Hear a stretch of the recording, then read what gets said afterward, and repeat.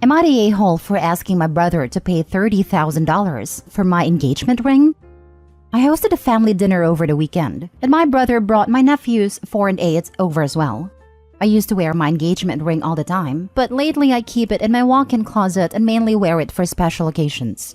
While I was cleaning up the dinner table, my nephews went to go play while the adults were still in the outdoor patio/outdoor kitchen area, and my brother was not supervising his kids. During this time, my nephews went into the master bedroom without anyone knowing and started playing with everything, including my engagement ring. When we came to look for them, they panicked because they know they aren't supposed to be upstairs, then ran into the master bathroom and flushed my ring. We called a plumber in case it was somehow in the U-trap of the toilet and not actually gone. But nope. Unfortunately, it was gone for good. We still had the original receipt, so I called my brother. I emailed him a scanned copy as proof of the cost and asked him to reimburse me for the ring my nephew flushed. Immediately, he started calling me an a-hole because we are family and he was just a child and has refused to repay the cost of my ring. I told him I will be taking him to court for this, and now my entire family is blowing up my phone, saying families shouldn't sue each other and just let it go. Edit? No, the ring was not insured. I found out the day after my nephew flushed it. My husband says he forgot, and in the end, never actually insured it. My brother says he does not have the money to repay even $100 per month and has refused any kind of repayment plan. He said I live in a nice enough house, and if I want a replacement, I should just sell my car. My brother, to this day, has not truly apologized. It was a Canadian sorry, not sorry. He said kids will do what is normal for kids, and they shouldn't be held responsible for a ring. But they were supposed to supervise their kids outdoors with the rest of the family while I was busy cleaning up. Now for the top comments. Not a-hole. His circus, he's monkeys. He wasn't watching them, so that's on him. 100% he should replace your ring. As for all the family who are blowing up at you, it's easy when it didn't happen to them to preach forgiveness. Ignore them. Also, 8 and 4 are more than old enough to know better. My 3-year-old knows not to touch someone else's things in their home without asking. Choices have consequences, and sometimes those consequences are expensive. Sorry this happened to you. 8 and 4 are more than old enough to know better. They did know better. That's why they ran and flushed it. This is the most insane part of the story in my opinion. I get it being kids and all, but what the heck is that? What are these kids learning from their parents? Your $30,000 ring wasn't insured?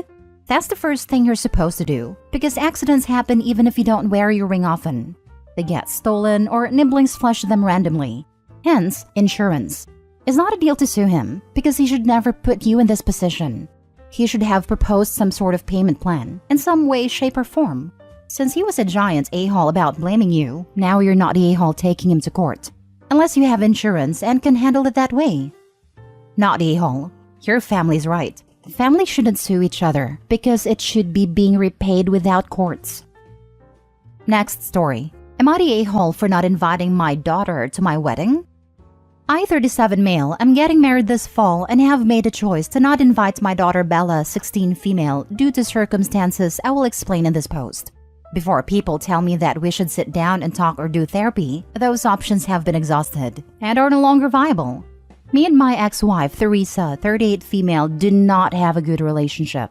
We started dating at 16 and then had Bella at 21. At first, everything was awesome, but then my wife started hanging out with a group of women. Just not very good people, and I refused to hang out with them. My wife started drinking heavily with this group and going out at night, leaving me with our daughter. I didn't like how she was keeping up our home either, as I worked full-time and she didn't. But the final straw was when I was forced to come along bar hopping. Theresa got embarrassingly drunk, then started calling me a loser in front of everyone. This was not the first time she had publicly disrespected me. She had a habit of trying to show off to her friend by belittling me. I filed for divorce the next weekend. The original custody agreement was 50-50, which then changed because I asked for a DNA test on Bella. I had heard rumors and wanted to confirm. My ex blew up and refused to allow a DNA test to be done, solidifying what I expected. My ex went back and got pretty much full custody because I refused to pay child support without a DNA test. And this has been the arrangement for 5 years. I see Bella a few times a month. I do what I can, but I don't have custody, so it's difficult. I'm engaged to one of my best friends, Chrissy, 33 female. We've known each other since college, and Bella hates her for no reason. Chrissy wasn't even involved in my life once I got married. Bella for some reason thinks she's terrible, when Chrissy has been nothing but nice to her. Then recently someone showed me Bella's social media where she blasted us, saying how she had a deadbeat dad. Not true, as I paid for her and her mom for 7 years, and still give her money whenever I see her, and called Chrissy a loose woman in the same post. I was planning my invites for our wedding, and I did not invite Bella. She didn't care for us. She called Chrissy a slur and shamed me on social media, lying for attention. I also don't want drama at my wedding. It should be a fun time, not another event for Bella to hijack. Well, my ex-wife found out about the wedding and asked what Bella's role would be. I told her she didn't have one because she isn't invited. I called Bella and gave her my reasoning, as well as telling her that her post on social media played a factor, so she should be more careful what lies she wants to put out there. She tried to apologize and say she would behave at the wedding. I told her that I knew she didn't like Chrissy or me that much, so why would she expect an invite? She called me an a-hole, and we haven't spoken since. Am I the a-hole? I wouldn't go as far as calling you an a-hole, but don't expect to be able to salvage any kind of relationship with your daughter in the future. Edit, read again, and change my mind. If you've been wanting a DNA test for 5 years, that means Bella was what, 11 when you decided you wanted one? Which tells her that you only consider her your daughter and want 50-50 custody if she's genetically yours, regardless of the fact that you raised her from childhood. Weird hill to die on if you actually care about her at all, and weird to expect her to want to get along with your fiancé. You're the a-hole. I mean, do most people consider their ex's kid with someone else they were cheating on you with to be theirs? Some people keep in touch with their stepkids after a divorce, but plenty don't. I don't think that is a weird hill to die on. Bella was apparently 11 years old and living with Opie half the time. It's really simple to do a cheek swab and send it in for testing. Ex-wife's refusal sounds like an excuse. Daughter, you're the a-hole just for that.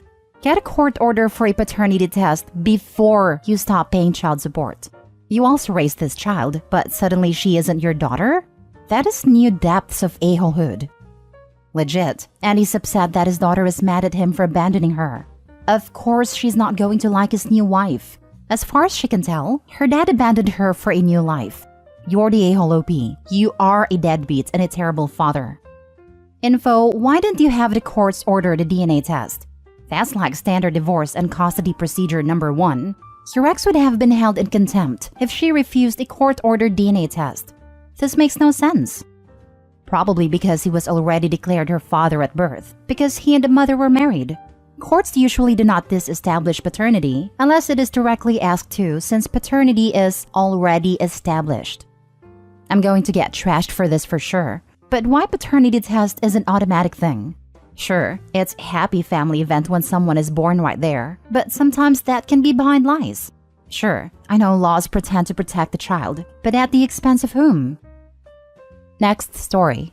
Am I the a-hole for saying just because I don't wear my wedding ring doesn't mean I'm trying to hook up?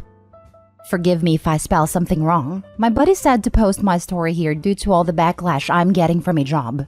I, 41 male, have 2 jobs. One is a full-time blue-collar job where I work with cement a lot just for some background. And the other is a small firm another buddy of mine owns as a part-time accounting associate. So at this accounting firm, everyone else knows I'm married and has been married for 17 years, with 2 kids, 14 male and 12 female. They hired a new full-time accountant. Let's call her River. To me, she has been a crowd pleaser, and due to most of work being virtual, we had a much more lax dress code. For context, for my primary job, I work for 10-hour shifts a week, and normally Monday to Thursday. Then Friday and Saturday I work at my buddy's firm, basically do reconciliations on an accrual basis. I normally don't wear my ring because sometimes I have to go help on a project and have lost many rings in cement without realizing it. So I normally don't wear it when I am working because everyone already knows that I am a married man. The only thing I talk about is my family, construction, and accounting.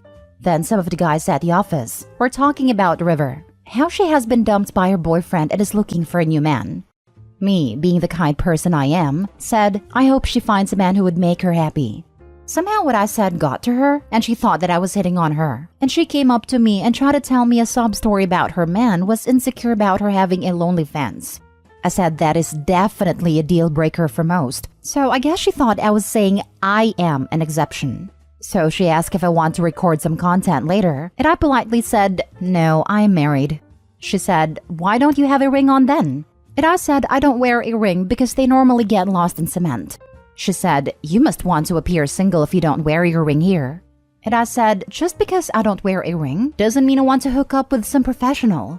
She screamed and called me a misogynistic pig and said she will get me fired. I just laughed and said, "You're selling your body for money. Back in my day, they had a name for those. They're professionals." So I ask, am I the a-hole here? Now for the comments. You were not the a-hole for the entire post until those last few sentences. Big for your response to her. It was unnecessary and cruel. I bet it made you feel really big though to belittle someone. It was pretty necessary. She asked a coworker to make adult content with her, didn't take no for an answer, and called him a liar and insisted he wanted to appear single. If she's going to be sensual and pushy, she deserves to be insulted. I bet if it was a man doing it to a woman, you'd be saying the exact opposite of what you are now. Yes, honestly, calling her a professional is basically what she was to OP. She wanted to hook up with him in order to get paid, even if it wasn't by OP. Not the a-hole. Also, she is admittedly a worker who was propositioning to you. What does it makes her? The only criticism people can make to you is the wording, but she was the one who started by harassing you at work. You should take the initiative and tell your boss before she tries to control the narrative. I hope he heed that advice. He is now in a vulnerable place and cannot trust her. Not the a-hole. You are not wrong. Don't let anyone tell you otherwise. He called a spade a spade. She wasn't angry at a time of making money through OF by selling her pictures, but is now angry that people openly associate her with her profession? You stood your ground, man. You are a believer in true gender equality. I completely support you. Same. If I was there, I would have said, "Get wrecked," after that line. Haha. It sounds like he was dishing the same energy she was giving. But I agree. He should let his supervisor know before she does, and this whole thing becomes more unnecessary drama. Last story. Am I the a-hole for asking boyfriend of 3 years to not go to a wedding without me? Me and my boyfriend have been living together for a year and been a couple for a total of 3 years. I've met my boyfriend's childhood friend that I'm now posting about several times, and he has always been very kind to me. However, meeting his fiancée was a different story. She was very rude to me, talked only to my boyfriend, and when I tried to be part of their conversation, she told me that my boyfriend used to be in love with her friend, which I had no idea about since it happened 10 years ago before I was part of his life. I continued to try to be kind to her and complimented her engagement ring, asking when they were supposed to get married. And her reply to me was, "When is your boyfriend going to propose to you?" I was surprised and said, "I don't know," and remained silent for a while, letting them keep their conversation going, before asking my boyfriend to come with me to the bar to get a drink. At the bar, I explained I didn't feel very welcome and asked if we could leave. He wanted to stay and we did. I continued to try to be kind to everyone since I don't know most of the people there.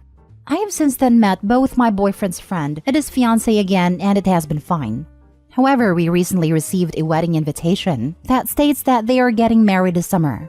My boyfriend has paid for a bachelor party that includes them going for a weekend in another country. Unfortunately, my name was not on a wedding invitation. However, it was signed, "We look forward to celebrate our special day with you."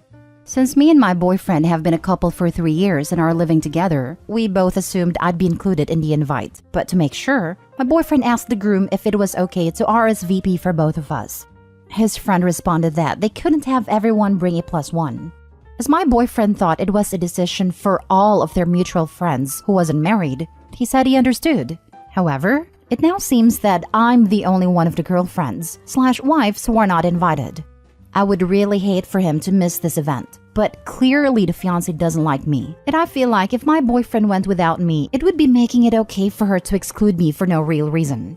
I think he should ask his friend why I'm the only one not invited, and ask how his friend would have reacted if it was the other way around and it was them in our situation. They've known each other for nearly 20 years. It just seems wrong to not invite his partner as well. And it's breaking my heart seeing my boyfriend having to choose. Yet, at the same time, I feel as all our mutual friends are going, he should stand up for me. Am I the a-hole?